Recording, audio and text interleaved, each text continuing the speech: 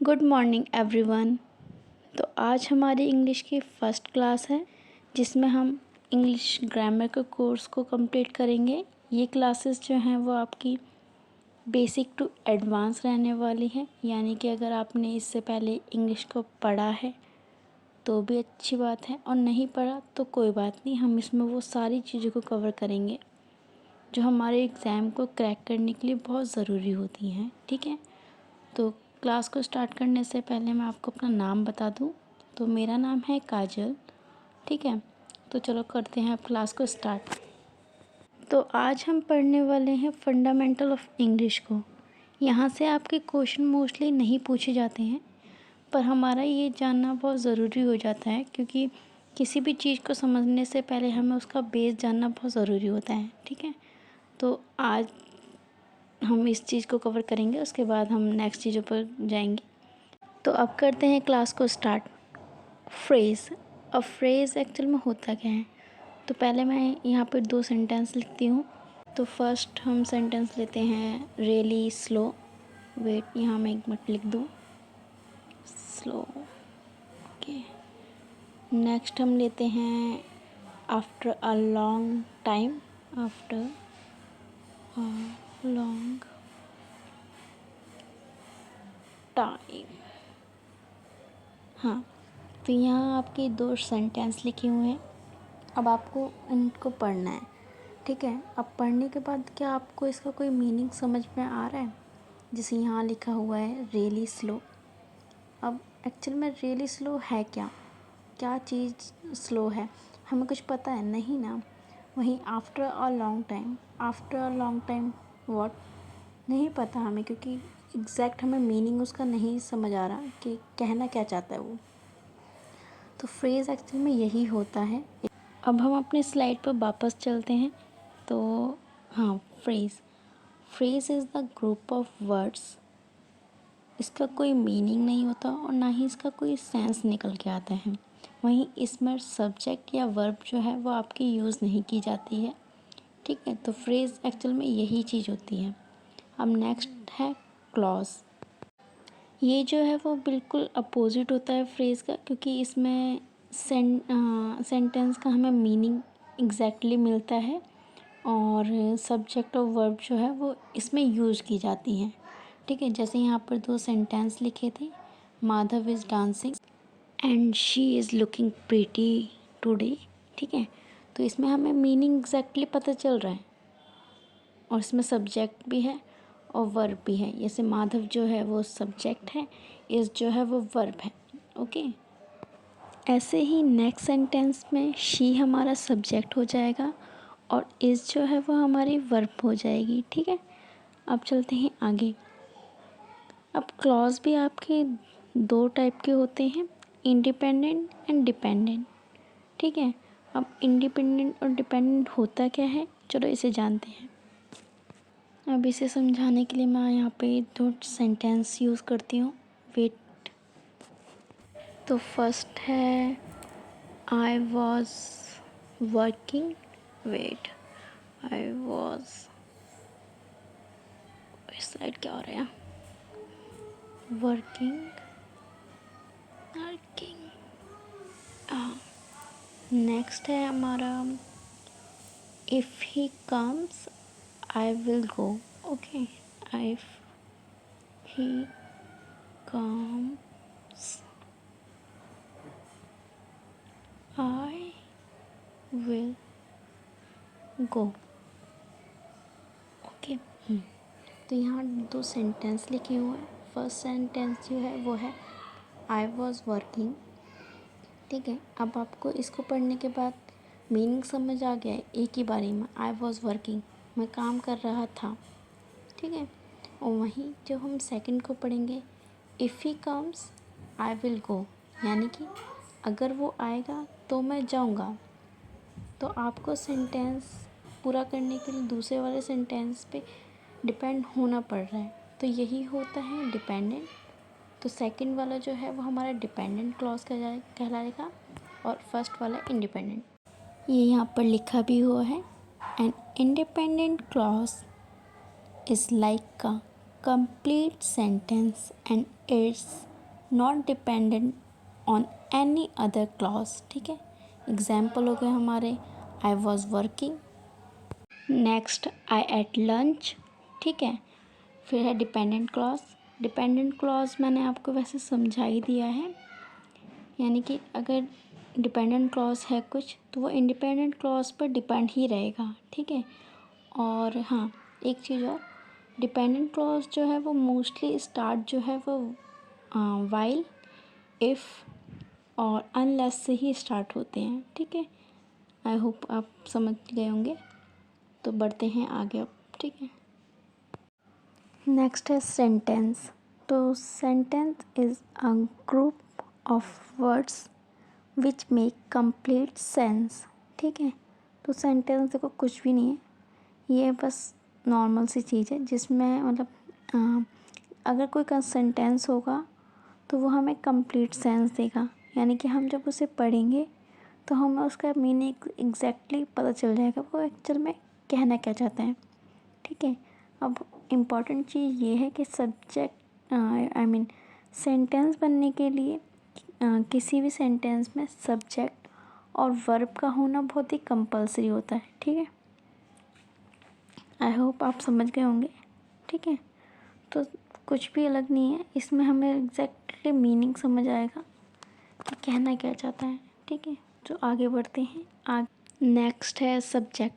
अब सब्जेक्ट पढ़ने से पहले हम आपके डाउट ले लेते हैं, ठीक है। तो हम यहाँ पर थोड़ी देर रुकेंगे।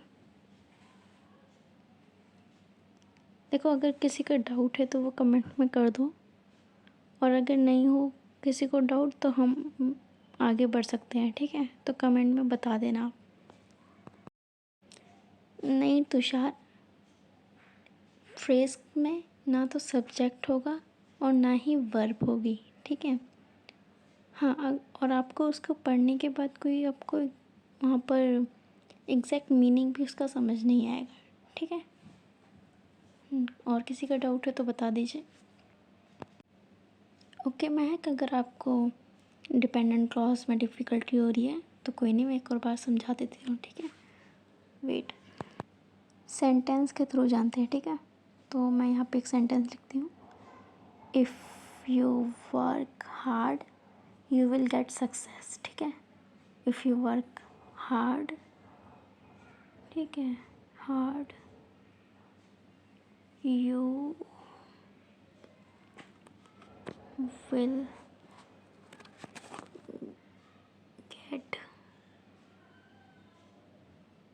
सक्सेस, ठीक है, सक्सेस, ओके। तो यहाँ पर आपको एक सेंटेंस दिख रहा है, अगर आप नीचे वाली लाइन को हाइड कर लो, यानी कि खाली इफ़ यू वर्क हार्ड पढ़ो, तो आपको इसका सेंटेंस में मतलब मीनिंग समझ के आ रहा है? कुछ नहीं ना। वहीं अगर आपको इसको पूरा पढ़ोगे, यानी कि if you work hard you will get success, meaning समझ आया ना। तो बस ये डिपेंडेंट क्लॉज हो गया, ठीक है। हाँ तान्या, सेंटेंस में आपका सब्जेक्ट और वर्ब का होना ज़रूरी होता है, ठीक है। और किसी का?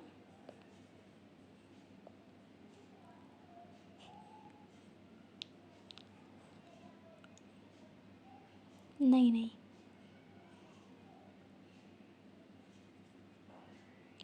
कोई और डाउट है तो बताओ यार। इसके आगे हम नाउन नहीं पढ़ेंगे, ठीक है, पर अभी आपका फंडामेंटल अभी रहता है, ठीक है।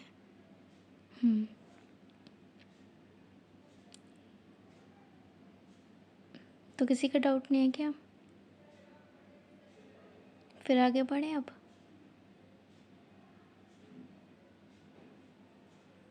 क्या करें? नहीं, अभी आप जो डाउट पर मतलब पूछ रहे हो वो भी इस क्लास में मैंने करवाया ही नहीं, तो मैं आपको क्यों बताऊँ। नहीं, मैं आपको अगर बताने को मैं बता दूँगी, पर आप कंफ्यूज हो जाओगे ना।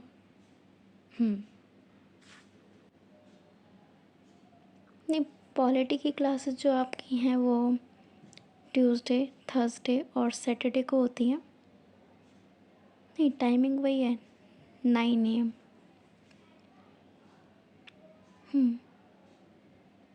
कल से आपकी क्लासेस जो हैं वो स्टार्ट होने वाली हैं। कल उसकी फर्स्ट क्लास है। तो अब किसी का डाउट नहीं है क्या? तो फिर आगे बढ़े अब। चलो ठीक है, आगे बढ़ते हैं। ठीक है, तो अब पढ़ते हैं हम सब्जेक्ट। ठीक है, सब्जेक्ट, देखो सब्जेक्ट कुछ नहीं होता है। सब्जेक्ट आपका नॉर्मली नाउन और प्रोनाउन ही है।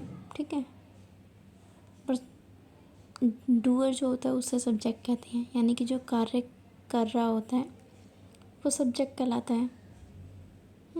वही सेंटेंस बनने के लिए मैंने आपको पहले ही बताया था कि सेंटेंस बनने के लिए सब्जेक्ट का और वर्ब का होना ज़रूरी है। ठीक है, जैसे यहाँ पर दो एग्जाम्पल भी लिखे हुए हैं। फर्स्ट लिखा हुआ है राहुल इज़ प्रेसिंग जिया।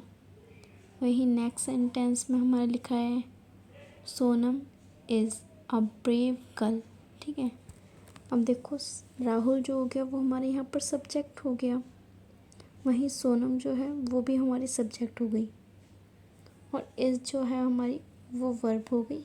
ठीक है, अब देखो इज़ जो है वो फर्स्ट वाले सेंटेंस में लिंकिंग वर्ब है।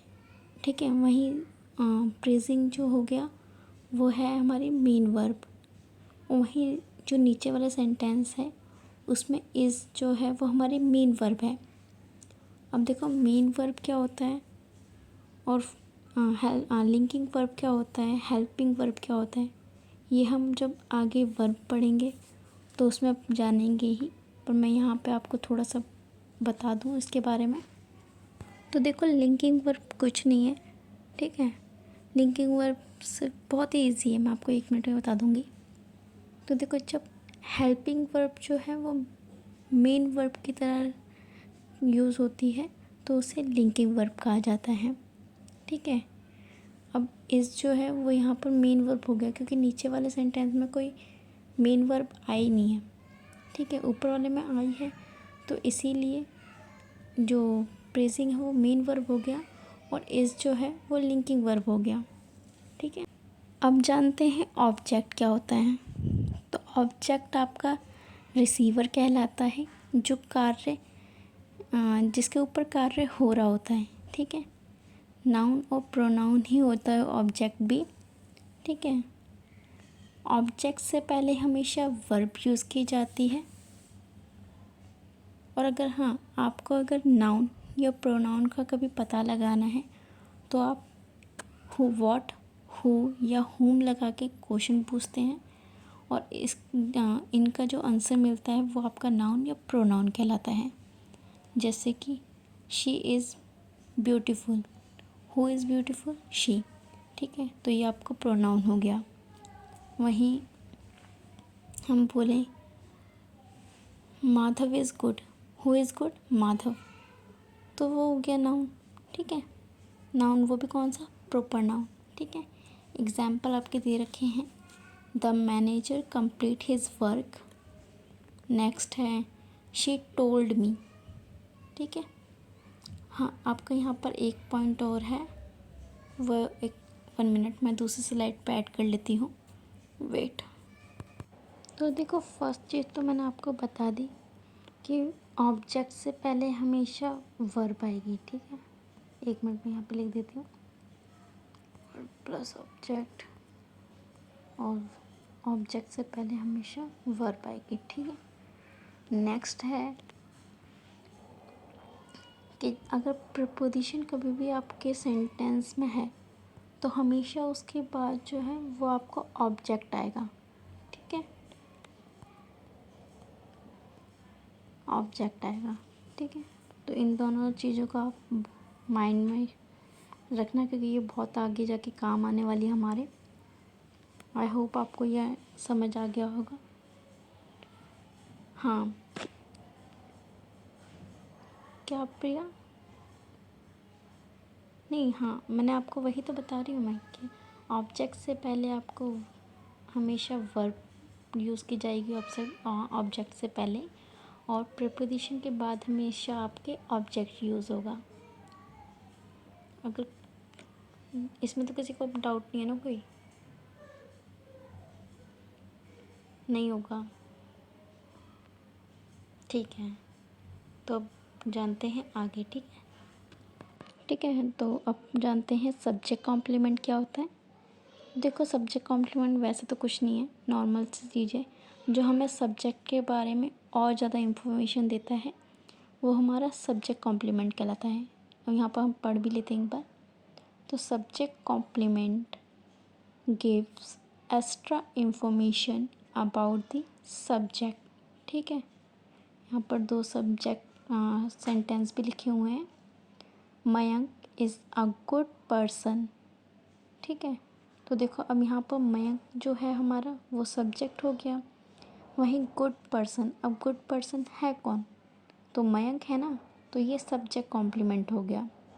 ठीक है, यानी कि हमें सब्जेक्ट के बारे में वो और ज़्यादा इन्फॉर्मेशन दे रहा है, उसके बारे में हमें बता रहा है, तो वो हमें सब्जेक्ट कॉम्प्लीमेंट कहलाएगा। नेक्स्ट सेंटेंस है हमारा, the boy at the pastry, Sita is a good girl. 1 minute, यहाँ पर आई थिंक टाइपिंग एरर हो गया है। वेट, मैं इसे थोड़ा सा डिलीट कर देती हूँ अगर हो जाए तो। वेट, अरे यार हट जा, 1 मिनट। ठीक है, नेक्स्ट है Sita is a good girl. ठीक है, तो यहाँ पर सीता हो गई हमारी सब्जेक्ट और वहीं गुड गर्ल हो गया हमारा सब्जेक्ट कॉम्प्लीमेंट, क्योंकि वो हमें सीता के बारे में ही बता रहा है कि सीता जो है वो गुड गर्ल है। ठीक है, अब देखो यहाँ पर नाउन कैसे पहचाना वो जानते हैं। अब जैसे यहाँ पर लिखा था Sita is a good girl, तो मैंने यहाँ पर क्वेश्चन लगा लिया, who is the good girl, तो हमें आंसर क्या मिला, सीता ना, तो वो हमारा सब्जेक्ट हो जाएगा या नाउन कह लो, एक ही बात है। ठीक है ना, तो समझ आ गया ना। तो अब आगे बढ़ते हैं। ठीक है, तो आगे बढ़ के अब जानते हैं ऑब्जेक्ट कॉम्प्लीमेंट क्या होता है। ठीक है, तो देखो ऑब्जेक्ट कॉम्प्लीमेंट कुछ अलग नहीं होता आपका, ये सब्जेक्ट कॉम्प्लीमेंट की तरह ही होता है, बस वहाँ हमें सब्जेक्ट के बारे में एक्स्ट्रा इन्फॉर्मेशन पता चलती है और ऑब्जेक्ट कॉम्प्लीमेंट में हमें ऑब्जेक्ट के बारे में एक्स्ट्रा इन्फॉर्मेशन मिलती है। ठीक है, जैसे यहाँ पर दो सेंटेंस लिखे हुए हैं, स्मिता कॉल्ड हर फ्रेंड अ फूल, तो यहाँ पर जो सब्जेक्ट है वो होगी स्मिता और फ्रेंड जो है वो ऑब्जेक्ट है, और फ्रेंड के बारे में ही हमें एक्स्ट्रा इन्फॉर्मेशन मिल रही है, तो जो फूल है वो ऑब्जेक्ट कॉम्प्लीमेंट हो जाएगा सब ऑब्जेक्ट के बारे में, यानी कि फ्रेंड के बारे में। फिर नेक्स्ट सेंटेंस में है, he named Rahul the new manager, तो राहुल हमारा ऑब्जेक्ट हो जाएगा क्योंकि ही हमारा सब्जेक्ट है और राहुल ही तो मैनेजर है ना, तो वहाँ पर ऑब्जेक्ट कॉम्प्लीमेंट राहुल के लिए यूज़ हुआ है। ठीक है, तो यहाँ पर मैनेजर जो है वो राहुल के लिए यूज़ हुआ है, तो ये ऑब्जेक्ट कॉम्प्लीमेंट हो गया। ठीक है, आई होप आपको समझ आ गया होगा। ठीक है, तो आज हम इतने ही रखते हैं, नेक्स्ट क्लास में हम इसके आगे ये कंटिन्यू करेंगे।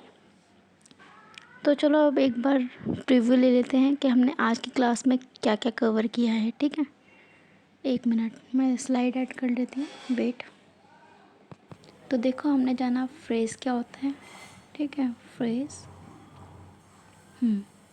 तो देखो फ्रेज़ के लिए फ्रेज़ में सब्जेक्ट और जो वर्ब होती है, सब्जेक्ट प्लस वर्ब, वो नहीं होती। ठीक है, नेक्स्ट होती है कि हमें कोई मीनिंगफुल सेंस नहीं मिलता इसमें। ठीक है, मीनिंगफुल सेंस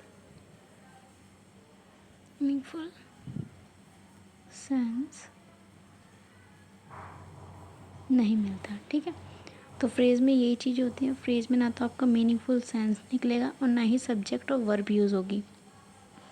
ठीक है, तो नेक्स्ट हमने देखा था क्लॉज।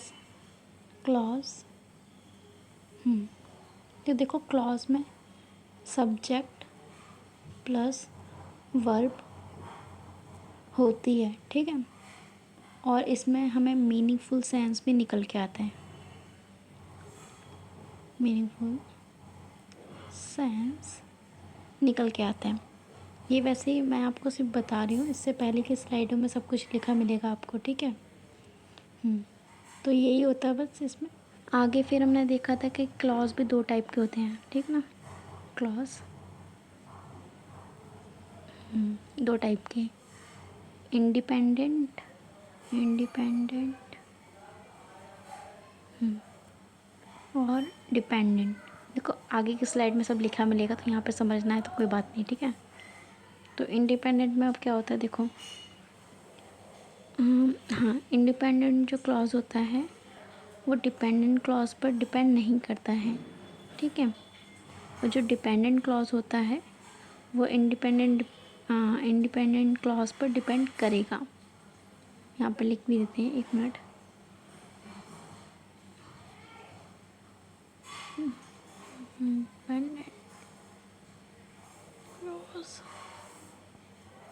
डिपेंडेंट क्लॉज जो है वो डिपेंड नहीं करेगा। गलत हो गया। नहीं, ठीक है, डिपेंड नहीं करेगा, ठीक है। समझ आ जाएगा ना, सुन लो। अगर नहीं लिखा समझ आ रहा तो कोई बात नहीं, सुन लो खाली, ठीक है। वैसे ये आके सब ऐड कर रखा है मैंने, तो मैं बस यहाँ पर एक बार प्रीव्यू दे रही हूँ आपको, ठीक है। फिर नेक्स्ट हमने देखा था कि सेंटेंस क्या होता है। फिर देखा था हमने सेंटेंस क्या होता है, ठीक है। सेंटेंस, तो देखो सेंटेंस में ना सब्जेक्ट प्लस वर्ब यूज़ की जाती है, ठीक है। वहीं सेंटेंस का मीनिंगफुल सेंस भी हमें देखने को मिलता है, ठीक है। मीनिंगफुल सेंस निकलता है इसका, ठीक है। फिर नेक्स्ट हमने जाना था वेट। फिर हमने देखा था कि सब्जेक्ट क्या होता है। सब्जेक्ट, तो देखो सब्जेक्ट डूअर कहलाता है, ठीक है, जो कार्य कर रहा होता है, ठीक है। ये नाउन और प्रोनाउन ही होते हैं। अब नाउन और प्रोनाउन को हम पहचानते कैसे हैं, ये मैंने आपको बताया था कि आप व्हाट, हु और हुम का यूज़ करके क्वेश्चन पूछेंगे, उसके बाद जो आपको आंसर मिलेगा वो आपका नाउन या प्रोनाउन होगा। उसके बाद हमने देखा था ऑब्जेक्ट क्या होता है। ऑब्जेक्ट, देखो ऑब्जेक्ट रिसीवर कहलाता है, जिसके ऊपर कार्य हो रहा होता है, ठीक है। और ये भी नाउन और प्रोनाउन ही होता है, ठीक है। उसके बाद हमने देखो एक मिनट, क्या चीज़, नहीं, हाँ, सब्जेक्ट रिसीवर नहीं है, ऑब्जेक्ट रिसीवर है और सब्जेक्ट जो है वो हमारा डूअर है। फिर हमने देखा था सब्जेक्ट कॉम्प्लीमेंट क्या होता है। सब्जेक्ट कॉम्प्लीमेंट, ठीक है। हाँ, तो देखो सब्जेक्ट के बारे में जो हमें एक्स्ट्रा इंफॉर्मेशन देता है, ठीक है, वो हमारा सब्जेक्ट कॉम्प्लीमेंट कहलाता है। समझ गए ना। नहीं अगर कोई, हाँ, नहीं, सब्जेक्ट के बारे में जो हमें एक्स्ट्रा इंफॉर्मेशन देगा वो हमारा सब्जेक्ट कहलाएगा। फिर हमने देखा था ऑब्जेक्ट कॉम्प्लीमेंट क्या होता है। तो देखो ऑब्जेक्ट कॉम्प्लीमेंट हाँ, वो हमें ऑब्जेक्ट के बारे में एक्स्ट्रा इंफॉर्मेशन देता है, ठीक है। जैसे मैंने वहाँ पे आपको बताया भी था, एग्जाम्पल भी आपको मिला था वहाँ पे, है ना। हाँ, ये ऑब्जेक्ट के बारे में आपको इन्फॉर्मेशन देगा, ठीक है। तो आज की क्लास में हमने यही सब पढ़ा था बस। अब कोई डाउट है तो कमेंट में आप बताइए, हम डाउट लेते हैं। तो ठीक है, अब क्लास को ओवर करते हैं। नहीं, मैं भी आपके डाउट देख रही हूँ, अगर कोई डाउट है तो आप बताइए, ठीक है। डाउट है तो बता दो, नहीं है तो कोई बात नहीं, आज क्लास ओवर करते हैं, कल से कंटिन्यू करेंगे। तो ठीक है, शायद किसी का डाउट नहीं है अब। ओके, तो ठीक है, अब क्लास को करते हैं एंड। और मिलते हैं कल। Bye bye. हाँ, कमेंट में बताना ज़रूर कि कैसा लगा लेक्चर। Okay, bye bye.